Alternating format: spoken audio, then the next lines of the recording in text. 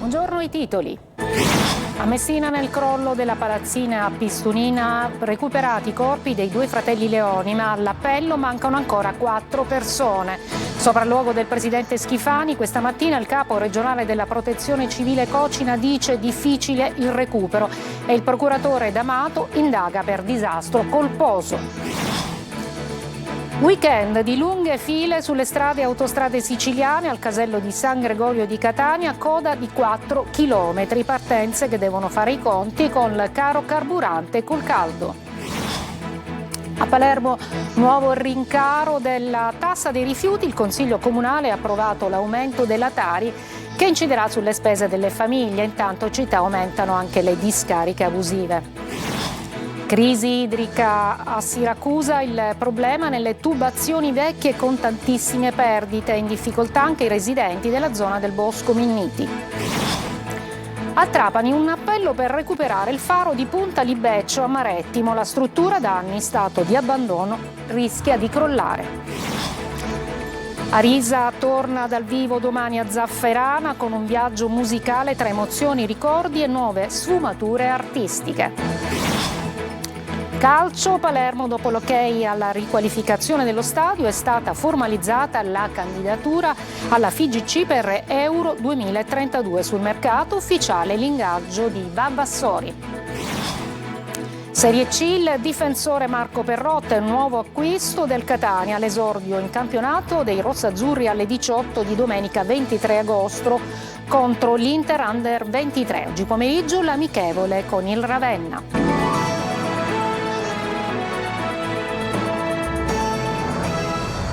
Benvenute e benvenuti. Dunque a Messina, dopo il recupero di Rosa Leone e il fratello Carmelo, si cercano ancora 4 dispersi del disastroso crollo nella palazzina Pistunina. I vigili del fuoco e protezione civile lavorano senza sosta. Per noi c'è la nostra inviata Adelaide Barbagallo. Quali sono le ultime notizie? Sono 60 i vigili del fuoco impegnati già da giovedì, giorno in cui è crollata la palazzina nel quartiere Pistunia di Messina. Sono 60, dicevo, i vigili del fuoco impegnati, le ricerche sono difficili ma sanno dove cercare. Adesso hanno individuato le aree dove si troverebbero i dispersi, è un'area distante l'uno dall'altro circa 5 metri, ricerche difficili, rese anche complicate per il fumo che si sprigiona dal solaio, fumo determinato da una leggera combustione di materiali quali polistirolo e altro. Le vittime, le ricerche si concentrano sui 4 dispersi. Stamattina si era diffusa la notizia che era stata individuata un'altra vittima, ma in realtà questo è stato smentito dal comandante dei vigili del fuoco, dal sindaco, da tutti i sopralluoghi che sono stati effettuati. Il comandante dei vigili del fuoco ci ha rilasciato questa intervista, sentiamolo. Stiamo operando, le operazioni stanno procedendo in maniera più spedita perché oggi le condizioni dei fumi sono migliorate, abbiamo una migliore visibilità e un'area più respirabile e abbiamo un'ipotesi sulla posizione delle persone al momento del crollo. È un'ipotesi certamente che può essere modificata anche dallo stesso crollo, dalla dinamica del crollo, però è un punto di partenza importante che già ci ha consentito di individuare e recuperare le prime 2 vittime. La posizione più complicata è quella della ragazza perché è nella parte più profonda e quindi richiede più tempo. Sì, infatti Alessandra Frazzitta, 21 anni, si trovava proprio alla base di questo edificio e quindi il crollo ha determinato il cedimento di ben 3 piani che si sono sovrapposti. Gli altri dispersi sono Sara Leone, il marito di Rosa Leone, Santino Magazzù, il loro collaboratore domestico, un cingalese che risiede da 20 anni a Messina Messina, moglie e 2 figli. Il procuratore capo di Messina, D'Amato, è arrivato qui per un ulteriore sopralluogo. Adesso si indaga non solo per disastro colposo ma anche per omicidio plurimo colposo. Prende sempre più corpo l'idea e l'ipotesi di un cedimento strutturale, una palazzina costruita 36 anni fa, ma su questo punto abbiamo sentito il direttore della Protezione Civile, Salvo Cocina.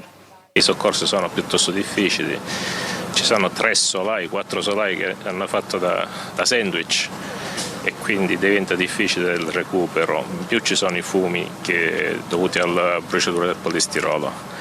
Quindi è un'operazione piuttosto difficile. Sembrerebbe una implosione dovuta a motivi di cedimenti, collasso strutturale. Io purtroppo sono ingegnere, quindi non ho potuto non verificare alcuni fatti di una debolezza strutturale nei pilastri, ma anche nei solai, nei ferri. Le cause sono tutte da accertare e c'è il rispetto per tutte le operazioni. È chiaro che un edificio che dovrebbe essere antisismico in prima categoria, cioè costruito secondo le norme sismiche più severe, l'accelerazione più forte, non dovrebbe cadere da solo per causa, a meno che ci siano state cause diverse, accidentali, provocate da altri fattori, da altre cause che si stanno accertando, quali ad esempio lavori. Il Presidente della Regione, Renato Schifani, è arrivato qui stamattina per un sopralluogo, ha voluto incontrare i vertici della Protezione Civile, il comandante dei Vigili del Fuoco, con lui c'era anche il sindaco Basile. Il Presidente Schifani ha voluto verificare di persona se c'erano delle necessità particolari da parte dei Vigili del Fuoco, ma i Vigili del Fuoco lo hanno rassicurato, sono 60 gli uomini impegnati, il massimo che si può impegnare, il corpo che si può impegnare in quest'area, quindi tutto regolare, si prosegue senza sosta, le ricerche continueranno, si diceva delle 36 ore il termine ultimo per a trovare delle persone ancora in vita, ma poi c'è anche stato detto che in tantissimi altri casi sono state trovate in vita anche persone oltre le 72 ore, quindi la speranza, anche se flebile, non muore. A voi la linea. E come sentivate, è una situazione in continuo divenire, noi naturalmente vi aggiorneremo con i nostri telegiornali. Andiamo avanti e parliamo di un weekend, il nostro weekend estivo di lunghe file però in autostrade e strade siciliane. Siamo stati oggi al casello di San Gregorio a Catania, dove le file erano di 4 chilometri, partenze che devono fare i conti non solo con il caro carburanti ma anche col caldo. Sentiamo Orazio Longo. Qui siamo sul cavalcavia allo svincolo di Gravina e questa è la situazione, la fila inizia già da qui. Il primo weekend di agosto è una fotografia ricorrente, traffico delle grandi occasioni con code chilometriche ai caselli. Qui siamo a San Gregorio, a Catania, direzione Messina. Siamo a 4 chilometri dal casello di San Gregorio, il navigatore ci dice 37 minuti. Bollino nero su strade e autostrade con oltre 26 milioni di spostamenti previsti per tutto il weekend nella penisola, molte le località siciliane che attraggono turisti tra zone balneari e borghi d'arte, ricomprese tra quelle con gli incolonnamenti più lunghi. Ma non è solo il traffico a spaventare i vacanzieri, siano della domenica o di più lungo corso, la stangata del caro carburanti non è infatti cosa da poco. Se si confrontano i listini attuali con quelli del 2025, emerge che i più penalizzati sono i proprietari di auto a gasolio con un più 26%. In soldoni si spendono 81 euro in più sulla tratta Torino-Palermo e 70 in più sulla Milano-Catania, percorrendo 1000 chilometri a rotti. Sul fronte meteo, caldo ancora insistente con temperature medie di 38 gradi a Catania, Messina e Palermo e il livello 3 di rischio ondate di calore a Palermo e Catania, secondo il bollettino della Protezione Civile regionale. Per quanto riguarda gli incendi, Sicilia tutta gialla in preallerta. E non c'è solo il caro carburanti, perché ci sono rincari anche a Palermo sulla tassa dei rifiuti. Infatti il Consiglio Comunale ha approvato appunto l'aumento della Tari, che ovviamente peserà sulle spese delle famiglie. Maglio Viola. Aumenta di nuovo la Tari, la tassa sui rifiuti a Palermo. Nella stessa seduta del Consiglio Comunale, nel corso della quale è stato rimodulato il progetto di ristrutturazione dello stadio che ha consentito di candidare la città a Euro 2032, è passata quasi sotto silenzio un'altra delibera che riguarda proprio la tassa sui rifiuti. L'aumento inciderà sulle famiglie per un importo fra gli 8 e i 12 euro l'anno in base alle dimensioni dell'immobile e al numero di componenti del nucleo familiare. Un piccolo ritocco che porterà però nelle casse comunali 8 milioni di euro in più, facendo arrivare il gettito Tari a 145 milioni. È il secondo ritocco in questa legislatura. 2 anni fa c'era stato un primo piccolo aumento di entità paragonabile per le attività commerciali, però i 2 aumenti sommati potranno arrivare a maggiori costi fra i 50 e i 120 euro a seconda delle dimensioni. A votare contro sono stati PD, 5 Stelle, Progetto Civico Italia e Controcorrente, praticamente tutte le opposizioni, mentre la maggioranza ha votato compatta. L'aumento è necessario per rispettare i vincoli del piano di rientro concordato con Roma. Senza l'equilibrio fra costi del servizio e tassa dei rifiuti incassata rischiano di saltare i contributi statali al ripiano. Resta il nodo degli evasori, ancora in numero troppo alto e mai scovati. Si valuta che a pagare la Tari siano circa il 72% dei palermitani. Oggi quindi scovare chi non paga farebbe abbassare notevolmente l'importo, non solo azzerando gli aumenti, ma portando la tariffa al di sotto dei livelli del 2000. A Catania i carabinieri sono intervenuti in una casa a Cannizzaro dove era stata segnalata un'aggressione a una bambina documentata dai condomini con il telefono cellulare. Le immagini mostravano la piccola riversa a terra in una lacrime, colpita ripetutamente dalla madre davanti a un'altra sorella. I minori sono stati allontanati da casa e la 34enne, cioè la madre, è stata arrestata. E a Palermo sono state munizioni e una pistola a salve con il tappo rosso sono state trovate dai carabinieri durante un controllo del territorio nel quartiere Zen 2. In un padiglione, nascosti nelle intercapedini, nei tombini, nei vani dei contatori, 150 pezzi tra proiettili, bossoli già esplosi. Sequestrata anche una pistola a salve sprovvista del tappo rosso di sicurezza con la canna modificata. Nel corso dei controlli è stata anche trovata una moto da cross rubata che è stata restituita al proprietario. Andiamo a Siracusa, guasti continui alle condutture dell'acqua e il problema è nelle tubazioni vecchie con tantissime perdite. In difficoltà anche i residenti della zona del Bosco Minniti. Francesco Loi. Non solo a Ortigia o alla borgata Santa Lucia, l'emergenza idrica la si sta vivendo anche in altre zone di Siracusa. Qui siamo a Bosco Minniti. Siamo stati più di un mese proprio senza acqua, che siamo stati costretti ad andare alla ricerca di acqua con bottiglie, bidoncini per poterci magari darci una rinfrescata. Ormai è da settimane e settimane che la situazione è questa. Rubinetti a secco, o per i più fortunati, naturalmente si fa per dire, acqua a bassa pressione. Siamo costretti a raccogliere prima l'acqua in un catino, poi con un boccale farsi la doccia, farsi lo shampoo, che veramente è diventata un'odissea farsi una doccia. Ridurre ogni spreco è l'appello sempre attuale che arriva da Retusacque. La nuova società che gestisce il servizio, appena arrivata, ha subito dovuto fare i conti con un problema che non nasce oggi, la vetustà delle condutture. Sembra un paradosso, ma è così. A Siracusa l'acqua c'è e a testimoniarlo sono queste immagini. Ma se non arriva a casa, in strada invece ne sgorga a litri. Qualcuno che si interessi a fare qualche cosa, perché noi l'acqua la paghiamo, è salata. I carabinieri di Camporotondo, siamo nel Catanese, hanno denunciato un 53enne per un furto in un'abitazione. Le indagini avviate dopo la denuncia della vittima. I militari, dalle immagini della videosorveglianza, lo vedete, hanno ricostruito gli spostamenti del ladro prima e dopo il furto. Tempo d'estate a Mondello è stato inaugurato uno spazio gratuito per permettere a tutti di vivere tra sport, benessere e musica. Sentiamo Marco Gullà.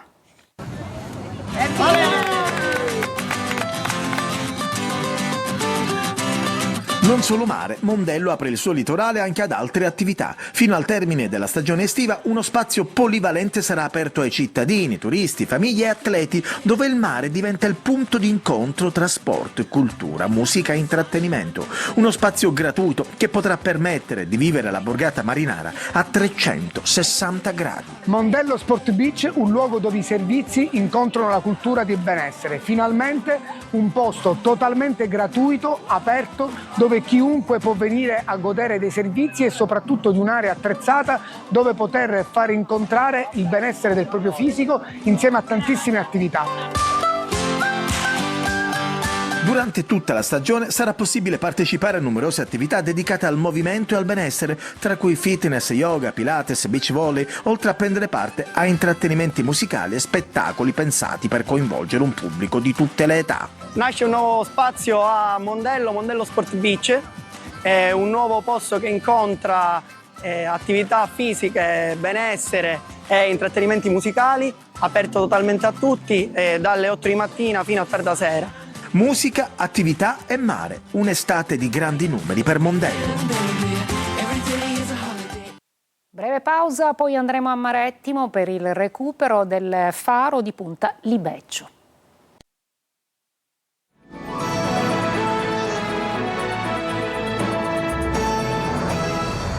Un appello perché un pezzo di storia dell'isola di Marettimo, la più lontana delle isole Egadi, non venga perduto. Il faro di Punta Libeccio, diventato privato da anni, è completamente in stato di abbandono e rischia di crollare. L'Associazione Marettimo chiede un intervento urgente perché torni ad essere patrimonio di tutti. Laura Spanò.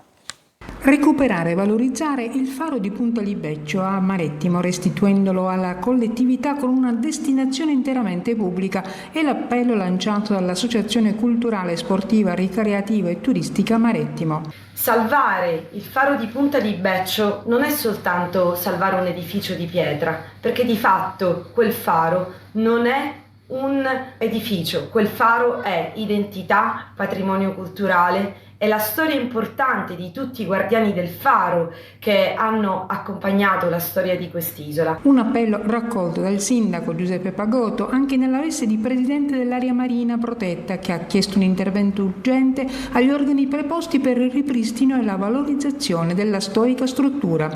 Quello che chiediamo è la messa in sicurezza e soprattutto la cura, che è cura del patrimonio culturale e cura di uno dei luoghi più belli e suggestivi della costa ad ovest della nostra straordinaria isola di Marettimo. Il faro di Punta Libeccio possedeva la maggiore ottica quando era nel pieno delle sue funzioni. La sua luce arrivava fino a 36 miglia illuminando il Mediterraneo. Si dice che la sua luce si incrociasse con quella del faro di Capobonno a Tunisi, anzi l'ultimo farista, Bonaventura Venza, raccontava che i due fari si baciassero. Arisa torna dal vivo in Sicilia con la sua voce inconfondibile in un viaggio musicale tra emozioni, ricordi e nuove sfumature artistiche. L'artista sarà protagonista domani a Zafferana per Etna in Scena il 3 agosto a Palermo. Roberta Lunghi. E se potessi, io sarei lo scrigno dei pensieri con una mano. La voce inconfondibile, la capacità di emozionare e quel modo spontaneo e ironico di entrare subito in sintonia con il pubblico. Arisa è pronta a tornare dal vivo in Sicilia. Domani l'artista salirà sul palco dell'Anfiteatro Falcone Borsellino di Zafferana Etnea per la rassegna Etna in Scena, in uno degli appuntamenti più attesi dell'estate, organizzati da Punto e a Capo. Il giorno successivo sarà a Palermo, al Teatro di Verdura.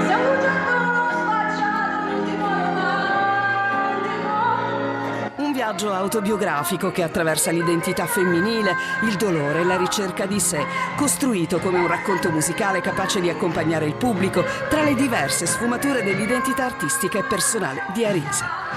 L'apertura del concerto è affidata proprio ai brani di Fotomosse, che segnano una nuova fase dell'evento. Passando per Meraviglioso, Amore mio, il concerto si sviluppa come un percorso fatto di emozioni, sorrisi e momenti di partecipazione, con la magia in più delle note cantate ai piedi dell'Etna.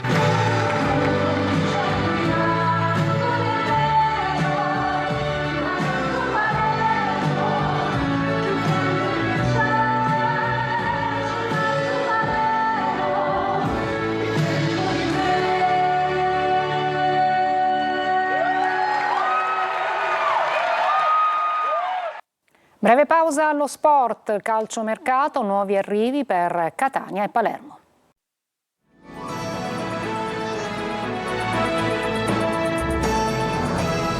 Eccoci al calcio, il Palermo dopo l'ok alla riqualificazione dello stadio, ieri è stata formalizzata la candidatura alla FIGC per Euro 2032. Sul mercato è ufficiale l'ingaggio di Vavassori. Marco Gullà. Il Palermo ha annunciato di aver trasmesso ufficialmente alla FIGC la candidatura del capoluogo per ospitare alcune partite degli europei del 2032. Si tratta di un passaggio fondamentale nel percorso che potrebbe portare la città di Palermo ad essere inserita tra le 5 città italiane destinate ad accogliere il torneo continentale. Al centro della candidatura c'è il progetto di riqualificazione dello stadio Renzo Barbera, approvato ieri dal Consiglio Comunale. L'idea del club è quella di realizzare non soltanto un impianto sportivo moderno, ma una vera infrastruttura urbana, sostenibile, aperta alla città, capace di ospitare attività durante tutto l'anno e di diventare un punto di riferimento per la comunità. Il Palermo intanto continua a muoversi sul mercato, ufficiale l'arrivo di Dominic Vavassori, esterno offensivo classe 2005 che arriva dall'Atalanta Under 23 e che si trasferisce in prestito oneroso senza diritto di riscatto. Si complica la pista che portava Isiaka Kamate dell'Inter Under 23. Il francese, seguito da diversi club esteri, sembra orientato verso altre destinazioni. Resta aperto anche il fronte attaccante. Un nuovo innesto dipenderà dal futuro di Ledo Aron. In caso di partenza, il club cercherà una punta alternativa a Poyampalo. Su Moreo, il Pisa non apre la cessione, mentre per Brunori, fuori dal progetto tecnico, l'interesse di Cremonese e Cesena si scontra con l'ingaggio del giocatore. Sul campo, invece, la squadra di Inzaghi ripartirà lunedì 3 agosto alla volta di Perth per la tournée australiana.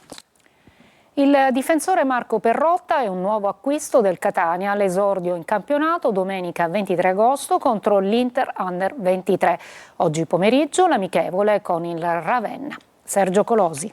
Marco Perrotta, 32 anni e nuovo rinforzo per la difesa del Catania. Svincolato dal Padova ha raggiunto l'accordo con il club rossazzurro, porta solidità ed esperienza con 105 presenze in Serie B e 245 in C. Dopo Luperini le prossime risoluzioni consensuali del contratto potrebbero interessare Stoppa e Di Noia. Definita dalla Lega Calcio la programmazione delle gare in calendario dalla prima all'8ª giornata. Domenica 23 agosto alle ore 18 l'esordio in campionato del Catania al Massimino contro l'Inter Under 23. Impegni casalinghi in 3 delle prime 4 giornate. Gli etnei, dopo la trasferta a Monopoli di sabato 29 agosto alle 21, apriranno il mese di settembre con un doppio turno casalingo, lunedì 7 alle 20:30 contro il Cosenza e sabato 12 alle 18 con la Scafatese. Il primo incontro infrasettimanale del Catania sarà alla 5ª giornata, martedì 15 settembre alle 18:30, quando mister Longo ritroverà da ex il Picerno in trasferta. Alla 6ª, sabato 19 alle 20:30 al Massimino, arriverà la matricola Barletta, mentre alla 7ª, domenica 27 settembre alle 12:30, Casertana Catania. Sabato 3 ottobre alle 20:30, in occasione dell'8ª giornata, Longo ancora da ex ospiterà al Massimino il Crotone. Il Catania rimarrà in ritiro a Norcia sino al 7 agosto. Oggi pomeriggio amichevole con il Ravenna.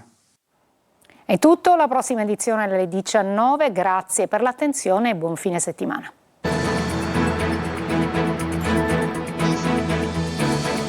Entra nel mondo dell'informazione con l'app Sicilia Web.